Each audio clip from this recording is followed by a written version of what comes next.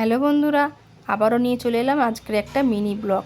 সকালে উঠেই চলে গেছিলাম ফ্রেশ হয়ে রান্নাঘরে, গিয়ে রান্নাটা চাপিয়ে দিয়েছি। একদিকে ভাত, একদিকে মাছের ঝোল, কলমি শাক, আলু পেঁপে দিয়ে।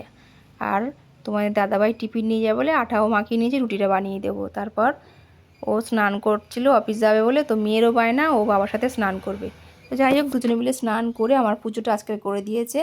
একটা কাজ করে দিয়েছে, অনেক উপকার করেছে। তারপর মেয়েকে একটু ছাতু খাইয়ে দিলাম, ততক্ষণ ওর বাবাকে আমি খেতে দিয়ে এসেছিলাম।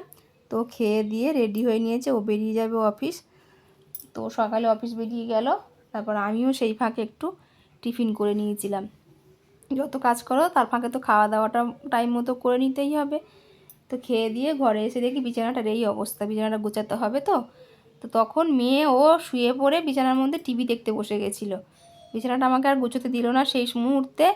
তো বললাম ঠিক আছে, টিভি দেখছিস যখন তাহলে একটু ফল কেটে দিই, ফলটা খেয়ে নে। ফলটা কেটে দিয়ে গেছিলাম মুখের কাছে, তো একটা ফলও মুখে তোলেনি। আমাকে এসে আবার ঘুরিয়ে ফলটা খাইয়ে দিতে হলো। ও যতক্ষণে টিভি দেখছিলো ততক্ষণ আমি ফলটাও খাইয়ে দিয়েছি। আর এখনকার বাচ্চারা তো সারাদিন ঘরে বন্দি, না হয় টিভি না হয় ফোন, যাও একটু তো দিতেই হবে। তাও চেষ্টা করি যতটা না দেওয়ার, তো তাও দিই একটু টুকটাক একটু আধটু। তারপর আজকে যেহেতু শনিবার বিকেলে ড্রয়িং ক্লাস ছিল, তো সেই মতো ও একটু বসেছিল ড্রয়িং স্যারের কাজটা নিয়ে। আমি তারপর রান্নাঘরে গেলাম, এই পাঁচা বাসনগুলো জমেছিল আমার জন্য। যাই হোক, বাসনগুলো তো মাজতে হবে, মাজলাম, রান্নাঘরটাকেও পরিষ্কার করলাম। আর রান্নার পরে রান্নাঘরটা পরিষ্কার না করলে ঠিক ভালো লাগে না। যতক্ষণ রান্নাঘরটা পরিষ্কার করতে পারি ভাবছি যেন কোনো কাজই হয়নি। তারপরে এসেছিলাম ঘরে, ঘরটাকেও গুছিয়ে নিলাম। নিয়ে এত কষ্ট হচ্ছিল গরমে, আর পাচ্ছিলাম না। আবার গেছিলাম স্নানে। তো আমি স্নানে যাব বলে রেডি হয়েছি, তো মেয়ের বায়না ও আবার আমার সাথে স্নানে যাবে। গরমে তো ওদেরও কষ্ট হচ্ছে।